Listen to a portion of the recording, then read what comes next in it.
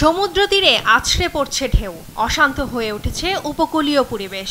রিমালের প্রভাবে উপকূলে বাতাসের গতিবেগও বেড়েছে কয়েক গুণ। কুয়াকাটায় উত্তাল হয়ে উঠেছে সমুদ্র, বয়ে যাচ্ছে দমকা হাওয়া। পায়রা ও মোংলা সমুদ্র বন্দরে চলছে 10 নম্বর মহাবিপদ সংকেত।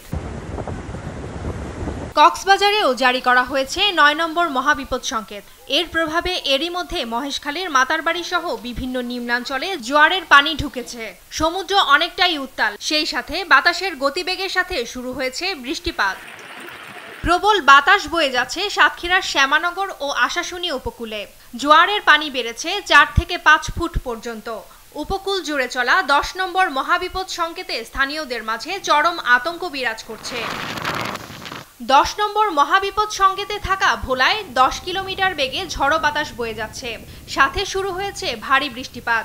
সাগর ফুঁসে উঠেছে উপকূলের 53,000 মানুষ ও 10,000 গবাদি পশু আশ্রয়কেন্দ্রে আশ্রয় নিয়েছে।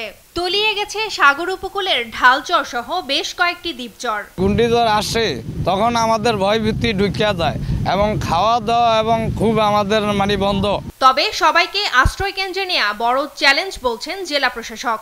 আমাদের সবচেয়ে বড় চ্যালেঞ্জ হচ্ছে যারা এই চরাঞ্চলের মানুষ রয়েছে তাদেরকে ঠিকমতো ইভাকুয়েট করে আমাদের মেইনল্যান্ডে নিয়ে আসা বা আশ্রয় কেন্দ্রগুলোতে নিয়ে আসা। এদিকে ঘূর্ণিঝড়ের খবরে চরম আতঙ্কে বরগুনার বিষখালী নদী পাড়ের মানুষ, কারণ জেলার বিভিন্ন স্থানে এখনো ঝুঁকিপূর্ণ প্রায় 1 কিলোমিটার বেড়িবাঁধ। জেলায় এরই মধ্যে প্রস্তুত করা হয়েছে 673টি আশ্রয় কেন্দ্র। 10 নম্বর সংক্ষেপে কিছুক্ষণ আগে শুনছি, এখন আমরা সাইক্লোন সেন্টারে যাওয়ার জন্য প্রস্তুত করছি। ঝালকাঠিতে বেড়েছে বাতাসের গতিবেগ। আশ্রয় কেন্দ্রে যেতে উপকূলে করা হয় মাইকিং। জেলায় প্রস্তুত রাখা হয়েছে 685টি আশ্রয় কেন্দ্র ও 62টি সাইক্লোন শেল্টার। 10 নম্বর মহাবিপদ সংকেত দেয়া হলেও নিরাপত্তা নিতে আশ্রয় কেন্দ্রে যায়নি কেউ। পিরোজপুরে ঘূর্ণিঝড়ের প্রভাবে সকাল থেকেই বইছে বৃষ্টি ও দমকা হাওয়া। ঝুঁকিপূর্ণ এলাকার অনেকেই প্রস্তুতি নিচ্ছেন সাইক্লোন শেল্টারে আশ্রয় নেয়ার।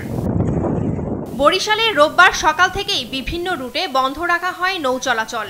সচেতনতায় নৌ পুলিশের পক্ষ থেকে করা হয় miking. Tumpa Afroz, news desk, দেশ টিভি।